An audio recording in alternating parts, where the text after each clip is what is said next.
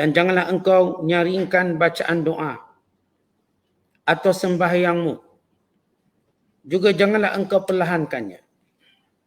Dan gunakanlah sahaja satu cara yang sederhana antara itu.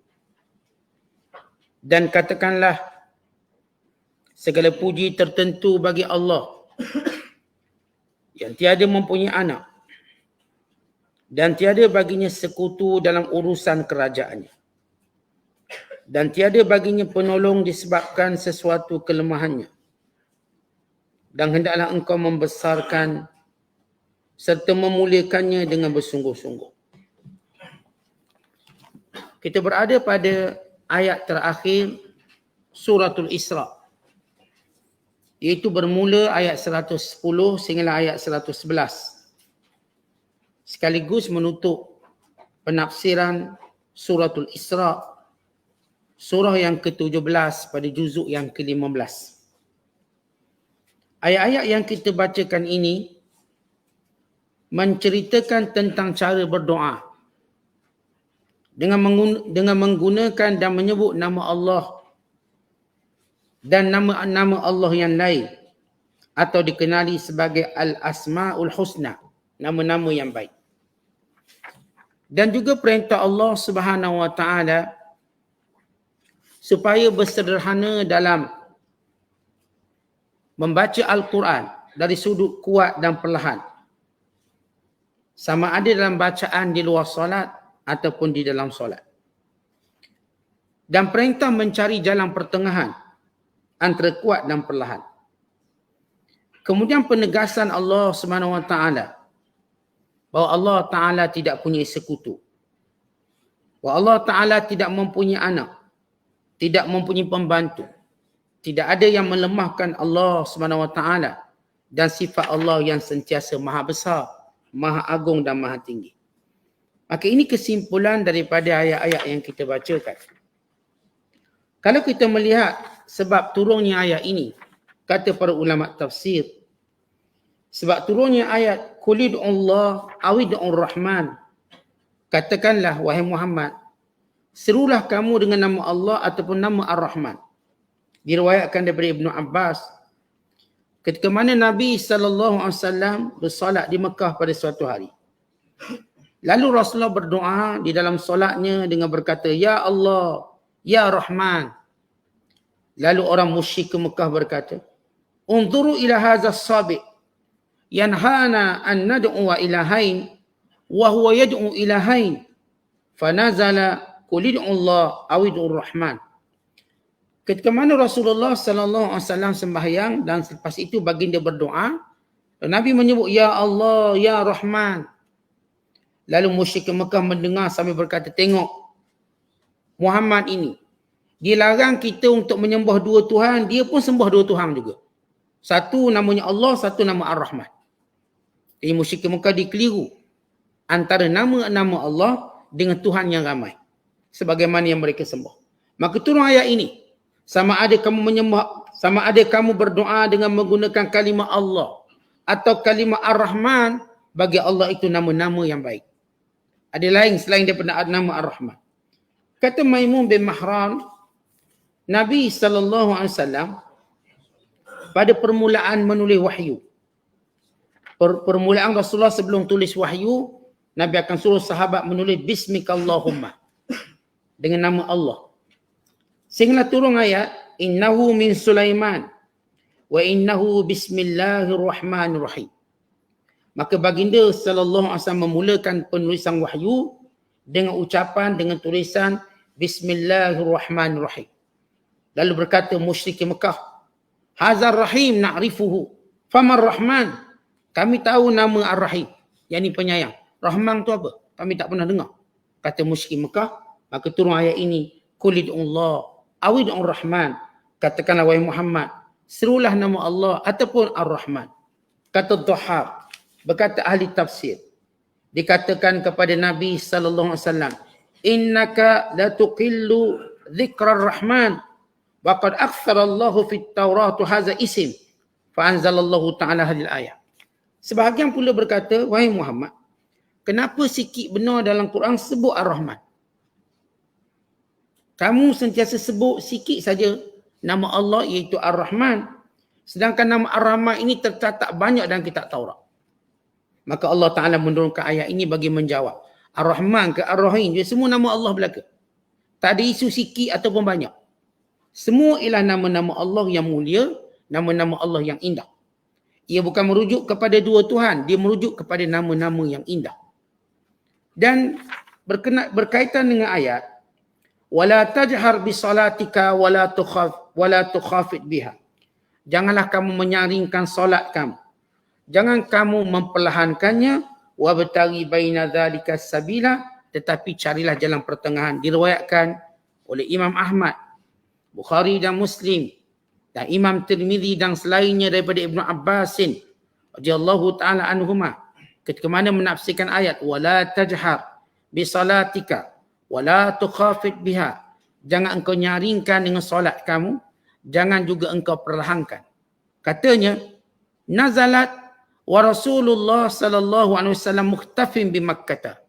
Wa kanu idza sami'ul Qur'an sabbul Qur'an wa man anzalahu wa man ja'a bihi. Faqala Allah azza wa jalla li nabiyhi sallallahu alaihi wasallam wala tajhar bi salatika ay bi qira'atika fayasma'ul musyrikun fayasubbul Qur'an wala tukhafit biha an ashabika fala yasma'un wabtaghi baina dzalika sabila. Turun ayat ini ketika mana Rasulullah masih berdakwah secara sembunyi. Dan bila mana Rasulullah membaca Al-Quran dengan suara yang kuat, bila didengar oleh musyrikin Mekah, mereka akan memaki Quran. Dan mereka memaki Tuhan. Dan memaki Nabi Muhammad sallallahu alaihi wasallam. Maka Allah Ta'ala perintahkan Rasulullah supaya baca perlahan. Supaya ia tidak menjadi sebab untuk dihina oleh orang musyrikin Mekah. Bila setiap kali Quran dibaca oleh Nabi SAW. Wala tajhar bi salatika, iaitu jangan kau baca dengan bacaan yang kuat sehingga didengar oleh orang musyrik Mekah, nanti dia akan maki Quran. Dia akan merendahkan, memainkan Al-Quran. Wala tukhafit biha, jangan juga perlahan, nanti sahabat-sahabat kamu tak boleh dengar. Sebab para sahabat belajar daripada baginda sallallahu alaihi wasallam akan Quran. Bacaannya, makna dan tadabburnya. Maka kalau Rasulullah baca perlahan, sahabat pula tak boleh belajar. Maka Allah Ta'ala kata, wabtaghi baina dzalika sabila, carilah pertengahan. Jangan baca kuat sampai musyrikin dengar lalu mereka memaki. Dan jangan juga baca perlahan sehingga orang beriman tak dengar. Sebab kamu adalah guru yang akan mengajar. Dan diriwayatkan sesungguhnya Abu Bakar radhiyallahu ta'ala anhu, ketika mana dia baca Quran, dia baca dengan perlahan. Dan dia berkata, unaji Rabbi, aku berbisik dengan Tuhanku. Wa qad alima hajati, dan dia mengetahui hajatku. Wa Umar kana yajharu biha. Umar pula bila mana membaca Quran, dia akan baca dengan kuat. Dia kata atrudu syaitan, sebab aku halau syaitan. Wa uqizul wasnan, dan aku menghalau mengantuk. Umar Khattab bila dia qiyamul lail dia baca kuat. Ni kalau baca ni anak bini terkejut. Kuat baca. Kata Umar Khattab, aku baca kuat saja aku nak halau syaitan. Kita kan kalau nak halau syaitan baca slow macam syaitan tak lari kita rasa. Dia baca kuat, confidence sikit. Kuat. Maka kata Umar, aku baca kuat untuk halau syaitan. Yang kedua untuk hilangkan mengantuk. Sebab Quran kalau kita baca perlahan, akhirnya terus tak dengar tu, senyap. Bertukar ayat jadi dengkur. Tidur. Manakala Abu Bakar Siddiq pula berkata, aku baca Quran perlahan je. Dia baca perlahan. Sebab kata Abu Bakar Siddiq, aku sedang bermunajat dengan Tuhanku. Bila bermunajat dengan Tuhan, bisik. Dan Allah mengetahui hajatku.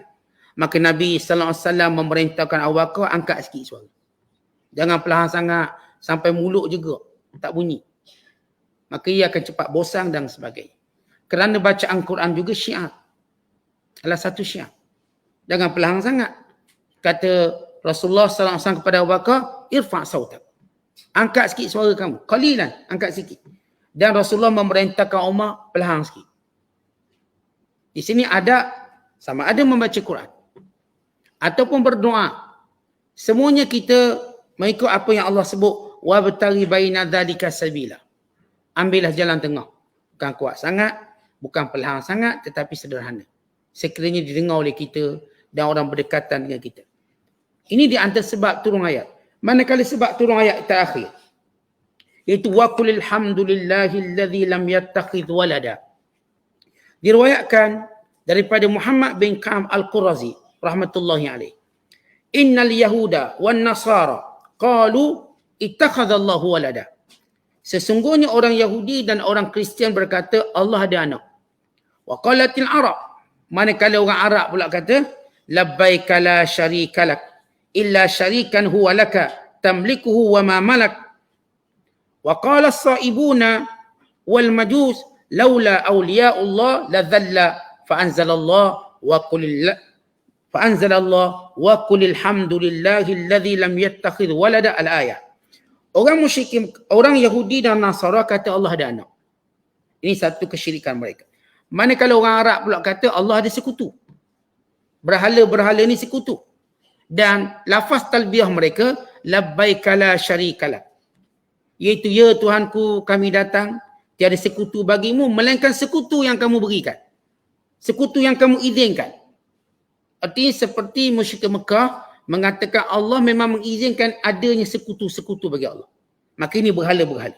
Manakala orang-orang Majusi pula berkata, Allah kalau tidak ada pembantu, dia akan lemah. Allah perlu pembantu. Kalau Tuhan tak ada pembantu, dia pun lemah. Dia tak boleh buat kerja. Maka Allah turunkan ayat ini menafikan kesemuanya. Dengan firman-Nya katakanlah, segala puji bagi Allah yang tidak punya anak, yang tidak punya sekutu dan tidak punya pembantu. Allah tak ada pembantu-pembantunya. Wa kabbirhu takbira. Allah itu maha agung lagi maha besar. Maka menjawab kepada semua persoalan kelompok yang mensyirikkan Allah dengan pelbagai cara. Mensyirikkan Allah dengan nisbah anak, mensyirikkan Allah dengan nisbah pembantu, mensyirikkan Allah dengan nisbah sekutu. Semua tidak ada. Tidak ada dalam Islam. Tidak ada dalam akidah. Dan tidak ada dalam kesempurnaan zat Allah ini. Baik, ini antara sebab-sebab turun ayat. Bermula ayat 110 sehingga ayat 111. Manakala penafsirannya, selepas Allah Ta'ala menjelaskan bahawa Al-Quran diturunkan kepada Nabi SAW. Dan mereka musyrik Mekah tidak mampu untuk mendatangkan Al-Quran seumpamanya. Dan Al-Quran menjelaskan tentang ketauhidan Allah Subhanahu Wa Ta'ala. Lalu mereka terus menolak kerasulan Nabi Muhammad sallallahu alaihi wasallam dengan pelbagai cara.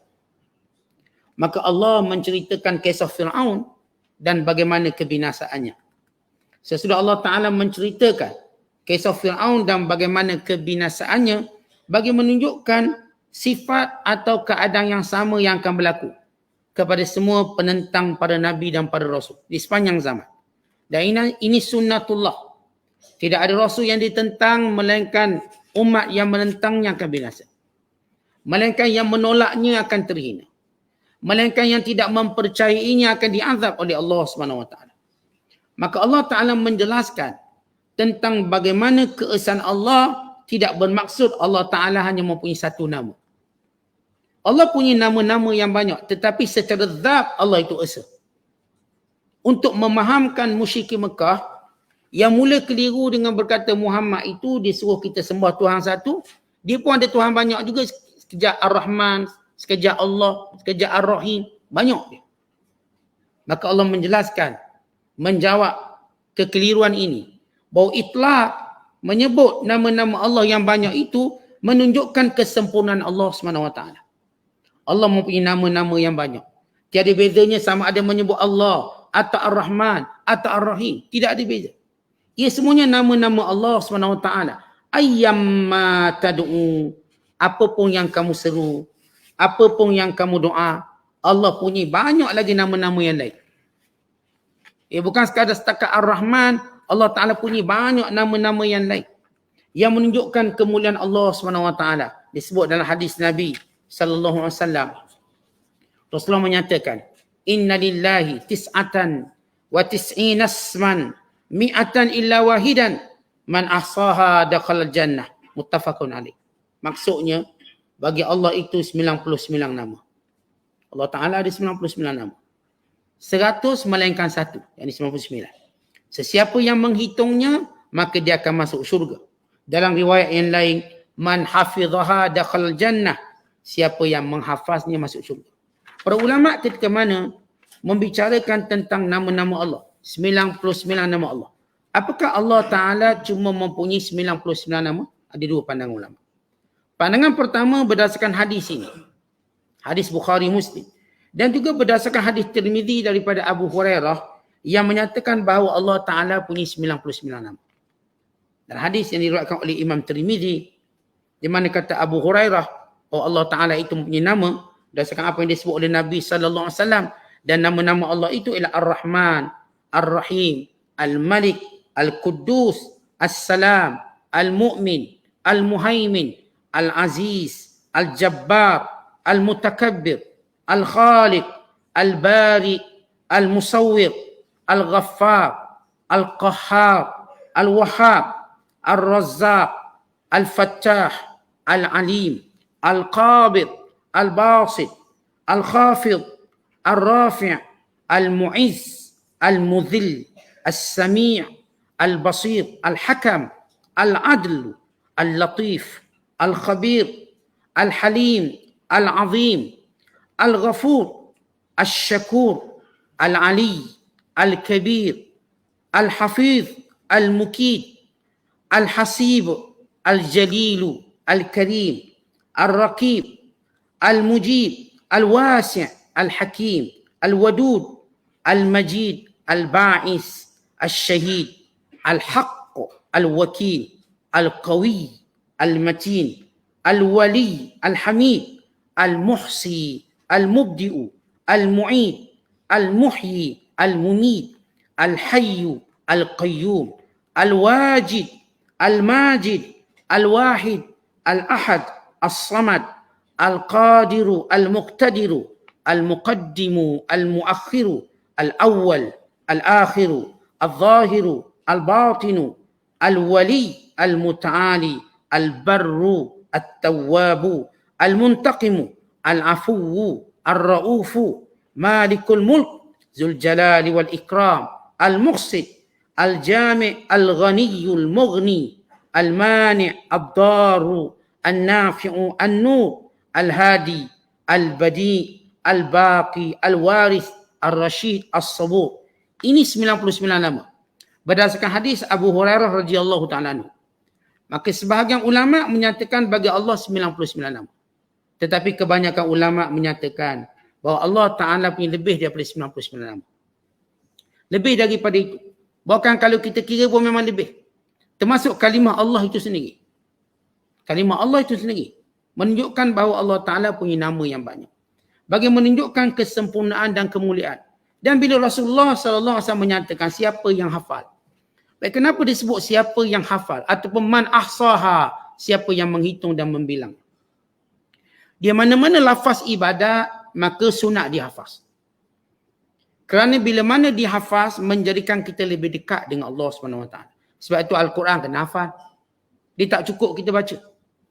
Dan kita tak boleh beri alasan bimbang tak ingat, maka saya tak nak hafal. Kita kena hafaz. Kerana ia lebih mendekatkan kita pada Allah. Dan menjadikan masa itu lebih berharga. Dan memudahkan kita. Kerana menjadi sifat orang yang mendekatkan diri pada Allah, dia akan menghafalnya. Sebab itu dalam riwayat menyebut man hafizaha, siapa yang hafal masuk syurga. Walaupun kebanyakan ulama menyatakan yang dimaksudkan menghafalnya ialah al-amal bimuqtadaha, yakni beramal dengan tuntutan namanya.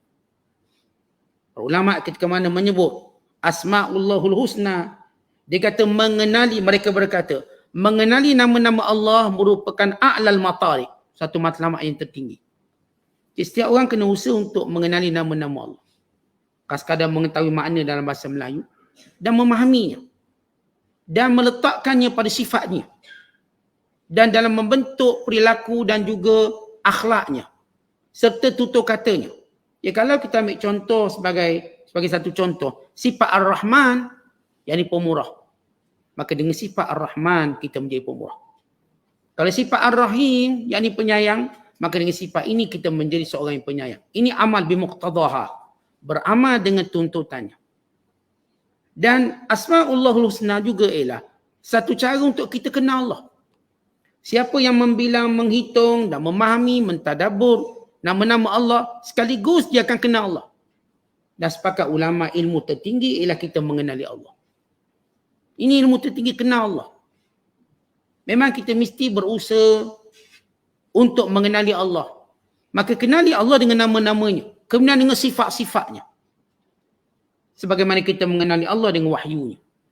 Dan yang ketiga kata ulama, bahawa mengetahui nama Allah, Asma'ullahil Husna merupakan aslul iman wa ghayatuhu. Usul kepada iman, asas kepada iman dan matlamatnya. Arti iman kita dikuatkan dengan mengetahui nama-nama ini. Bila kita tahu nama-nama Allah dengan sifat-sifat ini, maka kita bukan sekadar mengenali Allah dengan makna yang sebenar, itulah di keimanan kita sebenar. Kita tahu Allah Ta'ala itu maha hidup, tidak ada yang hidup selain pada Allah. Kita tahu Allah itu menghidupkan, tidak ada yang menghidupkan selain Allah. Mematikan, tidak ada yang mematikan selain Allah. Maka ini akan mengukuhkan iman kita. Dan mengetahui Asma'ullahul Husna merupakan tujuan kita diciptakan. Apa maksud tujuan kita diciptakan? Yang ni kita memang diciptakan untuk mengenal Allah. Maka Allah Ta'ala tunjukkan, beritahu pada kita nama-nama ini. Yang sebahagiannya disebut dalam surah Al-Hashr. Dan juga dalam surah-surah yang lain yang banyak, nama-nama Allah ini. Dan disebut dalam hadis Abu Hurairah radhiyallahu ta'ala anhu. Untuk kita melihat satu persatu nama Allah ini, memahaminya dan melihat tuntutannya dalam kehidupan kita. Dalam membentuk akidah, bukan bila kita sebut Allah itu Al-Khaliq, Al-Bari, Al-Musawwir. Yang semuanya memberi maksud menciptakan. Al-Khaliq menciptakan, Al-Bari yang mengadakan, Musawwir yang membentuk. Itu semua dengan maksud ijad, mengadakan dan juga menciptakan. Supaya kita mengetahui bahawa tidak ada yang menciptakan sesuatu itu melainkan Allah Subhanahu Wa Taala. Maka ini makrifat Asma'ullahil Husna.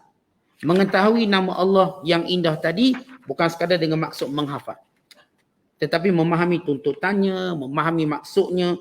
Dengannya kita mengukuhkan akidah, dengannya kita membina akidah, dan dengannya kita membina perilaku, perkataan, perbuatan kita. Kemudian sesudah Allah menyebut tentang nama-nama Allah yang banyak. Yang kesemua nama Allah itu indah. Dan sepakat ulama' nama Allah ni kita tak boleh reka. Dia bersifat sebagai tauqifi. Apa maksud tauqifi? Allah yang menamakan diri. Dia tak macam nama kita. Nama kita ni orang lain bagi nama. Kenapa nama kita Ali? Ayah bagi nama. Dan kenapa nama Muk pula? Ni mak bagi nama. Tak ada manusia menamakan dirinya sendiri. Dia beri nama. Manakala Allah Ta'ala dia memberi namanya sendiri, kita manusia tak layak beri nama pada Allah. Sebab kita tak tahu apa yang layak bagi Allah. Maka sebab itu nama-nama Allah bersifat tauqifi. Tauqifi bukan benda ijtihad. Bukan kita berpendapat. Kita tengok satu benda, kita pun reka. Nama Allah macam ni pula. Tuhan yang maha canggih disebut. Tak boleh. Kita tak boleh reka-reka nama Allah. Nama Allah sebagaimana disebut. Kenapa? Nama Allah ini syarat untuk mendapat doa mustajab. Bila Allah menyebut ayyamma tad'u, apapun kamu doa dengan nama Allah, yang ini syarat untuk mendapat mustajab, menyebut nama Allah. Lalu kita sebut ya Rahman, ya Rahim, ya Mughis, ya Hayyu, ya Qayyum, bi rahmatika nastaghith dan lain-lain. Kata para ulama, tidak memadai hanya menyebut beberapa nama-nama Allah, bukan hendaklah disebut semua nama-nama Allah. Jadi kita dalam hari yang kita berdoa. Dalam hari yang kita berdoa, disunatkan bila mana kita berdoa untuk jadikan doa itu mustajab, disebut bersamanya nama Allah. Dan sebolehnya kata ulama disebut semuanya. Maknanya kalau hari ni sebut berapa nama, esok nanti sebut nama ni pula, sampai kita meliputi semua nama Allah. Untuk mendapat kemustajaban doa yang sebenar. Atau syarat kemustajaban doa yang sebenar. Kerana Allah Ta'ala menyatakan Qul ud'ullah, serulah dengan nama Allah. Dan serulah dengan nama Ar-Rahman. Dan serulah dengan nama-nama Allah yang baik. Jadi bila Rasulullah menyebut Ya Allah, itu doa. Ya Rahman, itu doa. Ya Rahim, itu doa. Ya Fattah, Ya Alim, Ya Razzaq, Ya Wahhab, dan lain-lain. Bahkan banyak keajaiban yang dibuktikan dengan zikir Asma'ullahil Husna. Kan ia syarat kemustajaban. Zikir-zikir ini yang patut kita amalkan. Yang kita sebut nama Allah yang indah. Ini kalau kadang-kadang Ustaz tak tahu nak zikir apa Ustaz. Boleh tak kita nak reka zikir? Tak, zikir banyak. Orang reka zikir ni sebab dia malah belajar, maka dia pun reka sendiri. Padahal zikir-zikir ni macam-macam cara yang ditunjukkan oleh Nabi SAW. Banyak. Kita nak zikir macam mana? Panjang, pendek. Atau menyebut nama-nama Allah sahaja. Letak depan ya munada, ya Rahman, ya Rahim, ya Fattah, ya Ali. Dia tak memadi sebut Ar-Rahman saja. Ar-Rahman, Ar-Rahman, Ar-Rahman. Ar-Rahim tak memadi. Dia sebut ya Allah. Kata ya memanggil. Kerana ya memberi maksud doa.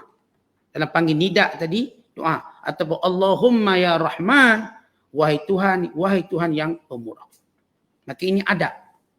Memanggil Allah itu adab. Memanggil kita sebut nama je. Ar-Rahman, Ar-Rahim, Al-Fattah. Dia tak akan jadi doa. Tetapi menyebut dengan ya Rahman, ya Rahim. Maka itu bukan sekadar menunjukkan adab, menunjukkan kita berdoa. Menyeru. Kerana menyeru menunjukkan tazallul. Yang ini merendah diri. Bila kita panggil ni, maknanya kita merendah diri. Kita berhajat dengan apa yang kita panggil. Kita panggil fulan bin fulan, kita merendah diri untuk dia peduli dengan nama kita. Atau dia peduli dengan panggilan kita. Maka ini yang disebut sebagai kelebihan Asma'ullahul Husna. Maka boleh kita beramal, dijadikan doa, dijadikan zikir, dijadikan sebutan kita. Mudah-mudahan kita termasuk dalam hadis dakhala jannah, masuk syurga. Kemudian Allah Ta'ala berfirman, wala tajhar bisalatika. Jangan engkau melakukan solat kamu secara terang-terangan. Ya, kita telah jelaskan pada permulaan Islam. Rasulullah sallallahu alaihi wasallam ketika mendakwah di Mekah melalui dua fasa. Fasa pertama, fasa secara sembunyi. Dan fasa kedua, fasa secara terang-terangan. Namun orang-orang musyrik Mekah, dia paling benci melihat umat Islam berada dalam keadaan solat. Paling benci. Sehingga diriwayatkan Hamzah, bila orang Islam nak solat, mereka bahagikan kepada beberapa kumpulan. Yang pertama, kumpulan yang diketuai oleh Hamzah radhiyallahu ta'ala. Maka orang Islam sembahyang, Hamzah jaga. Siapa kacau, bertumbuk. Yang kedua dipimpin oleh Umar Al-Khattab. Ini dalam peringkat yang kedua, iaitu Islam disampaikan secara terang-terangan. Kerana ada dua perkara yang orang musyrik Mekah tengok, dia amat marah. Pertama sembahyang, yang kedua baca Quran. Kalau baca Quran maka diganggu dengan kuat. Sama ada baca dalam rumah, di luar rumah. Demikian juga solat. Sehingga Nabi SAW pada permulaan Islam menjadikan rumah Al-Arqam bin Abi Arqam sebagai tempat solat.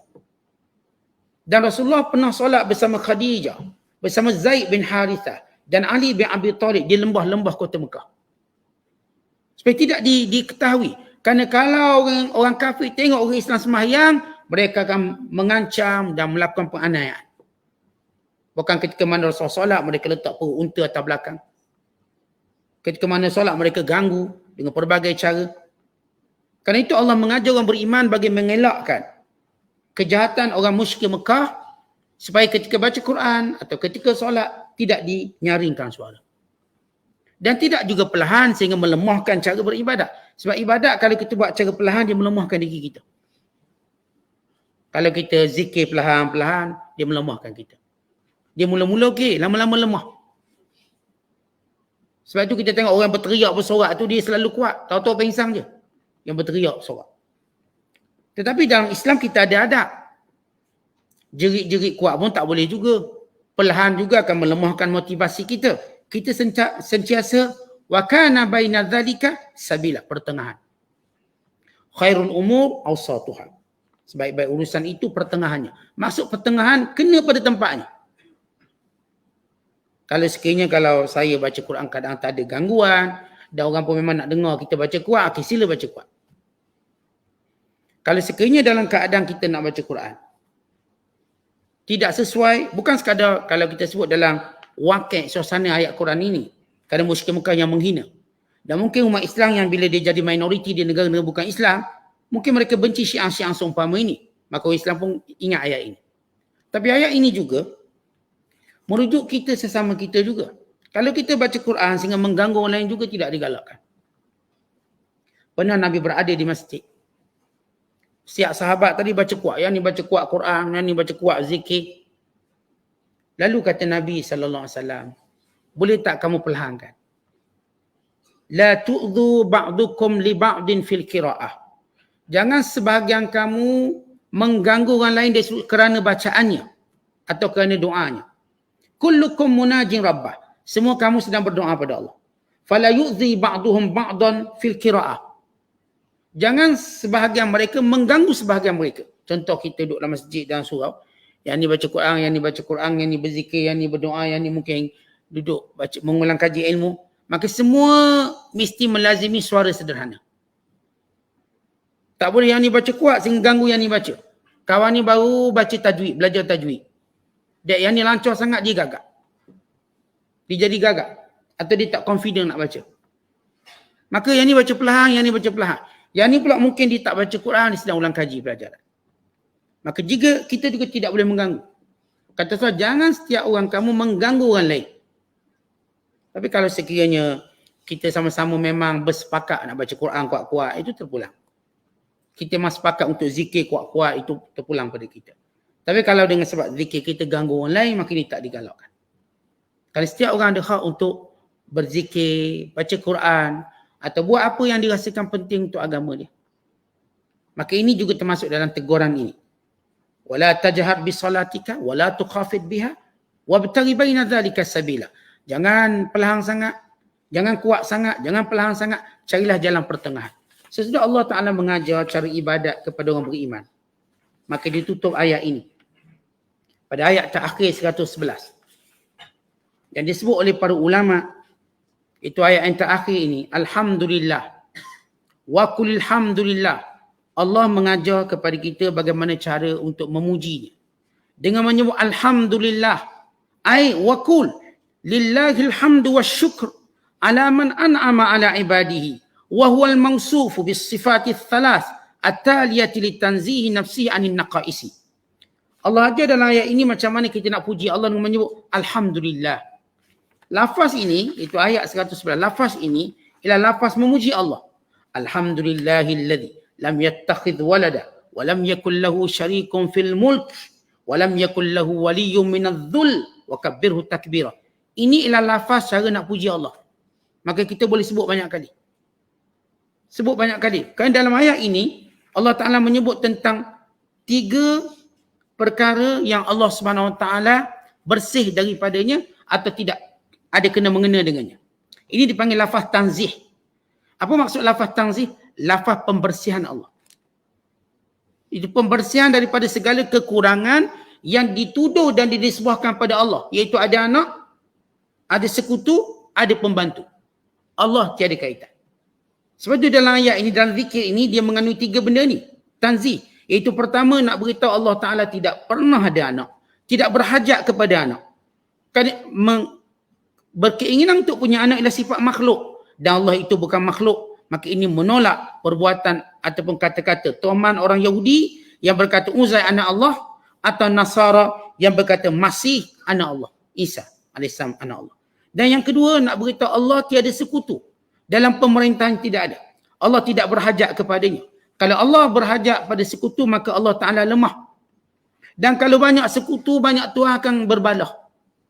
Kalau Tuhan tu banyak, akan berbalah antara satu sama lain. Sebagaimana Allah berfirman, "Lau kana fihi ma alihatun illallah la fasadata." Kalau ada Tuhan yang lain selain Allah, akan berbalahlah Tuhan tadi, maka hancur binasalah dunia. Dan Allah Ta'ala juga menyebut dalam ayat ini bahawa tidak ada satu pun sekutu yang layak bagi Allah. Dan yang ketiga disebut tentang wali. Ini Allah Ta'ala tidak punya pembantu. Tuhan tidak ada menteri, Tuhan tidak ada mustasyar atau musyir, yakni penasihat, tak ada. Allah tak ada penasihat, Allah tak ada majlis penasihat presiden ke, tak ada. Majlis penasihat Tuhan, tak ada.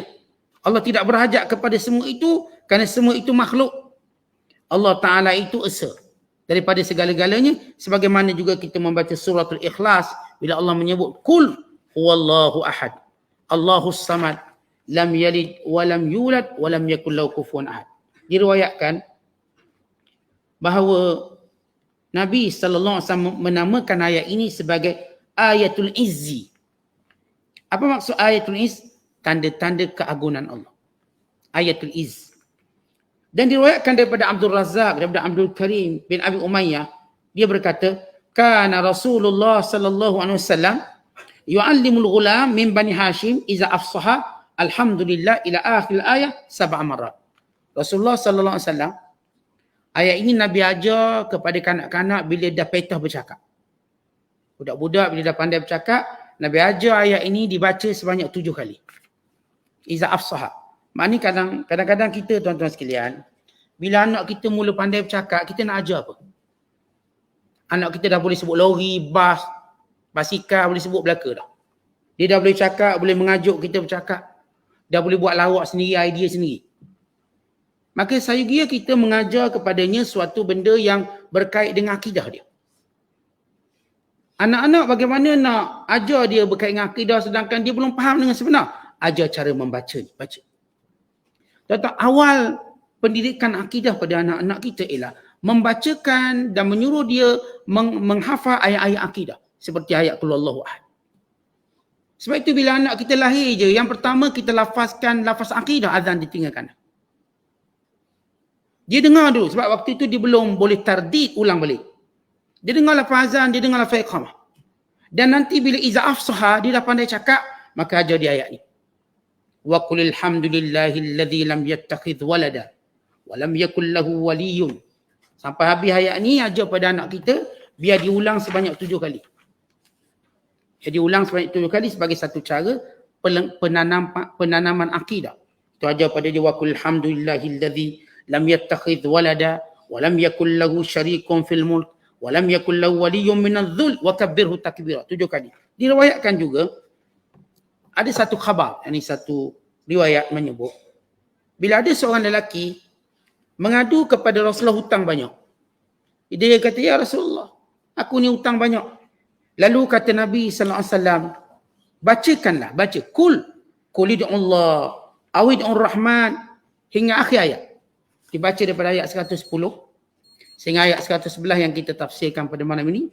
Dia disebut dalam satu khabar, dalam satu asar, bahawa bila seorang lelaki mengadu pada Rasulullah hutang banyak, dia kata baca ayat ni 110 111. Kemudian sesudah itu diikuti dengan doa, tawakkaltu alal hayyil ladzi la yamut, tawakkaltu alal hayyil ladzi la yamut, tawakkaltu alal hayyil ladzi la yamut sebanyak 3 kali. Maka Allah membantu orang tu dalam membayar hutangnya. Itu tuan-tuan, bila kita cerita hutang ni, hutang melemahkan jiwa. Hutang menjadikan kita tertutup idea.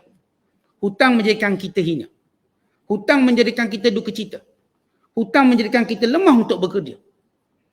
Maka perkara pertama bagi orang yang berhutang, khususnya yang dikelilingi oleh hutang dan dibebani oleh hutang dan dikejar dengan hutang dia. Orang kejar dia sebab hutang. Dia dah hilang motivasi diri, kepercayaan diri, semua. Perkara pertama yang perlu dilakukan oleh orang yang ada masalah ini ialah dia banyakkan berdoa. Untuk kuat kembali dia punya kepercayaan diri dia. Ya, ada beberapa doa yang pernah kita ajar, termasuk doa Allahumma inni a'udzubika minal hammi wal hazan hingga akhirnya.